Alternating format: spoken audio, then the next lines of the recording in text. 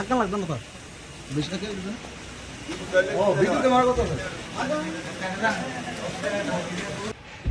October মাসের 13 তারিখ এখন পর্যন্ত আমরা গত মাসের বেতন পাইনি, যেখানে মুখ্যমন্ত্রী কথা ছিল যে প্রত্যেক কর্মচারীর বেতন 26 সেপ্টেম্বরের মধ্যে সবাই পেয়ে যাবে, কিন্তু আজকে অক্টোবরের 13 তারিখ এখন পর্যন্ত আমরা আমাদের বেতন পাইনি। দুর্গা পূজা গেল, লক্ষ্মী পূজা গেল, সামনে আবার কালী পূজা আছে।